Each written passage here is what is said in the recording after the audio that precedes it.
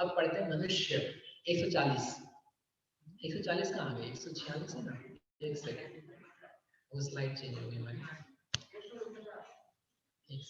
149 मण्डन्ति जलोणिच्चं मणिर्णियुणामणुत्कटाजंहा मण्णुभवाय सौदे तं हाते मानसा गणिता। मनुष्य, अब मनुष्य किसे कहते हैं? मन्नंती। अब ये भी शब्द से अर्थ निकाल रहे हैं। मनुष्य ने मन्नंती जदो नित्यम, क्या बात है, जदो यानी चूंकि, मन्नंती मनन करते हैं, नित्यम नित्य ही, एक मणेन न्यूना मन से जो निपुण है, और मणुकड़ा मन से जो उत्कट है, और चौथा मन्नुभवा यानी मनु से जो उद्भूत है, तमहा इसलिए वे मानुषा गणिता, वे मनुष्य कहे जाते हैं। 4 बिंदु दिए उन्होंने, आप तो एक ही याद रख लेना, तो ये काफी है।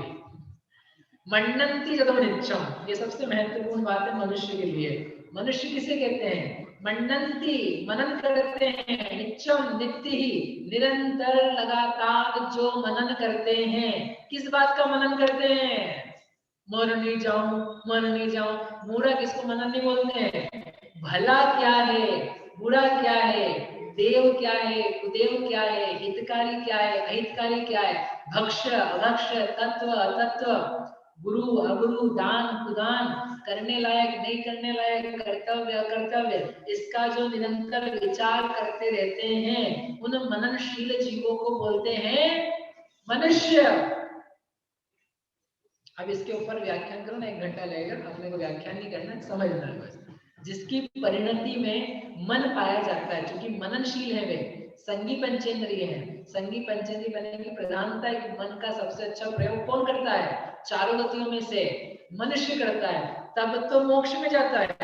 देव के पास ही मन है, नारकी के पास ही मन है, तेज के पास ही मन है, लेकिन वे सब मन में निपुण नहीं है। मन से न्यूना, निपुण यदि कोई है तो उसका नाम है मनुष्य। मन से यूज कर करके जो याद रख सकता है, जो ज्ञान उत्कृष्ट प्रकट कर सकता है, उसका नाम है मनुष्य। जो भले बुरे हे उपादेय की जानकारी रखता है, विचार करता है, उसका नाम है मनुष्य। आपको लगता है ये व्यक्ति बैठा है मनुष्य, ये मनुष्य, ये मनुष्य, अरे ये मनुष्य का शरीर है, ये मनुष्य का शरीर है।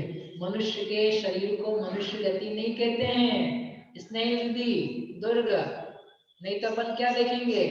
मनुष्य का शरीर दिख रहा है, भैया एक मनुष्य है, व्यवहार में बोलने के लिए समझाने के लिए ठीक है, लेकिन वहां पर रहने वाला जीव का परिणाम, वहां पर पाया जाने वाला जीव, आप समझ रहे हो क्या समझाने बार बार हम ट्राई क्या कर रहे हैं?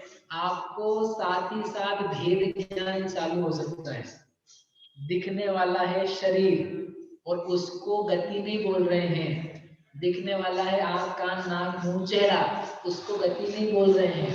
जो व्यक्ति बोल रहा है उसको गति नहीं बोल रहे हैं। वहां पर जो जीव है उस देह के साथ में, यानी समय साथ चालू हो चुका है। आधा आत्मा देह नहीं है, आत्मा शरीर नहीं है, आत्मा आत्मा है। अब यहाँ पर लेकिन हम आपको विविध भावों वाली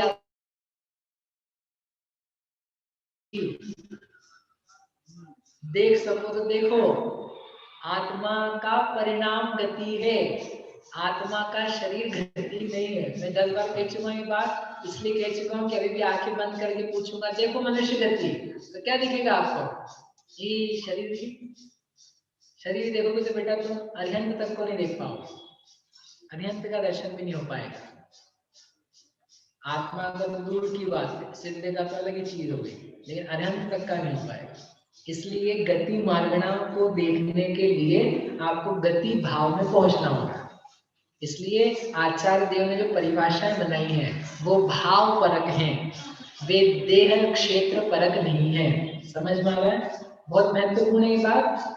अभी तक आपको ध्यान गया कि नहीं गया मुझे नहीं पता, अभी भी जा रहा है कि नहीं पता, लेकिन आप देखने का प्रयास करो। जीव, जीव देखना, जीव का भाव देखना, ठीक है? तो जो जिसका मननशीलता का परिणाम है। और जो मन से निपुण है यानी मन से अनेक शिल्प कला आदि कार्य करता है। तीसरा जो मनुकड़ा कहा था, मन से उत्कट है यानी मन से उत्कृष्ट है अर्थात चीजों को याद रख सकता है, धारण कर सकता है, कालांतर में प्रस्तुत कर सकता है, इस प्रकार की विशेष शक्ति जिसमें पाई जाती है। और अंतिम दिया है मनुक भवा, युग की आदि में जो मनुओं से उत्पन्न हुए हैं। ये लोग में भी चलता है ना, मनु की संतान है हम, आचार्य देव ने भी दिया मनु से उत्पन्न हुए। क्या मतलब है? मनु ने पैदा किया गया नहीं, 14 कुलकर, याद है आपको? भोग भूमि के अंत में आते हैं 14 कुलकर। वो कुलकर क्या करते हैं? वे कुलकर भोग भूमि के बाद जो कर्म भूमि है उसकी व्यवस्था बनाते हैं, उनमें राजा बनकर के एक प्रकार से उपदेश देते हैं। लोग जो घबराए हुए रहते हैं उनको बताते हैं क्या क्या चीजें कैसी कैसी चलने वाली है। तो मनुओं से यह संतति फिर चालू होती है, मनुओं से फिर जगत की व्यवस्था बनती है। मनुष्यों के विवाह, बच्चे, सामाजिक व्यवस्था, खान पान, हंसी मस्ती आदि कार्य वो प्रारंभ होते हैं। इसलिए व्यवहार से ऐसा कहा जाता है मनुओं की संतान मानुष्य। उसी बात को आचार्य देव ने यहाँ पर लिया है मनुक भवा, यानी मनुओं के द्वारा उपदेश से दे युक्त होकर के जिन्होंने अपना कार्य चलाया उनको कहते हैं मनुष्य। समझ नहीं बात?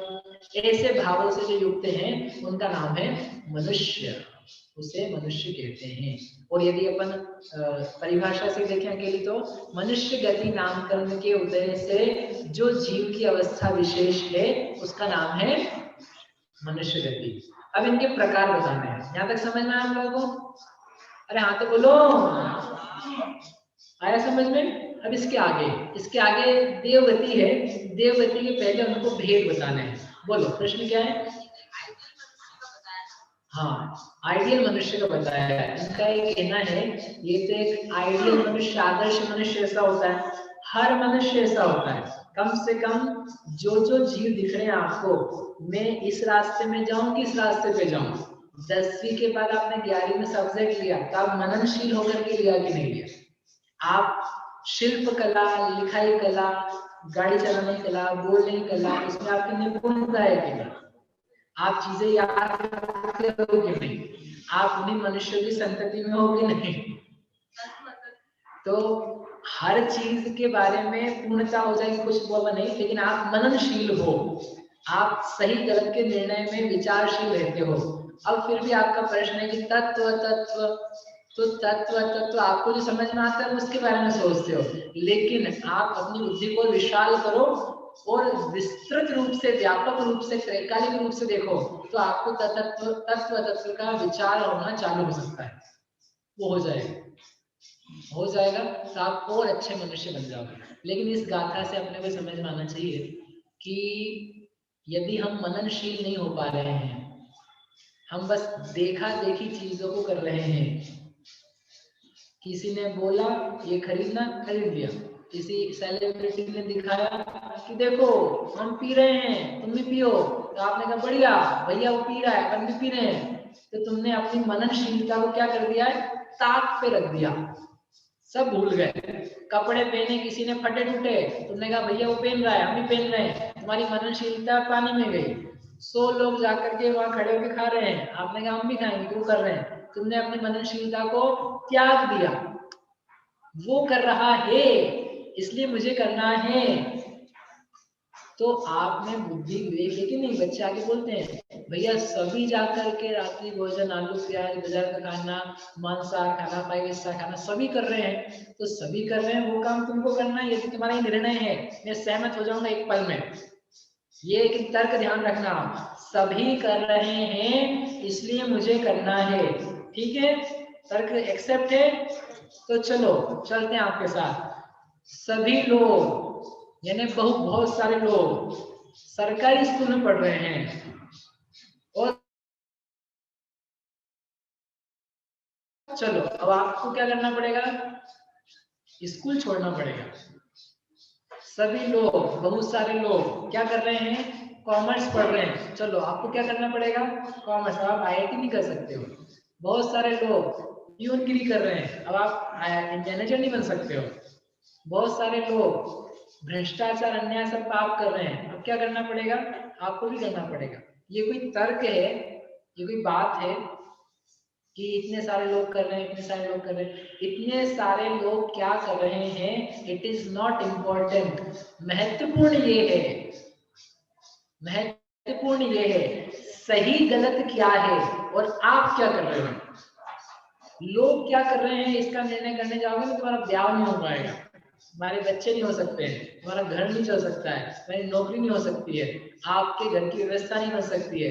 महत्वपूर्ण क्या है, सही गलत क्या है। देन नेक्स्ट स्टेप क्या है बाबू भैया, क्या स्टेप है, आप क्या कर रहे हो। इसलिए जो पीछे कहा था ना मंडंती, अब क्या होता है ना समय कम है, लेकिन आप सोचो विचारशीलता मेरे पास कितनी है, हम सही मायने में मनुष्य कितने अच्छे हैं।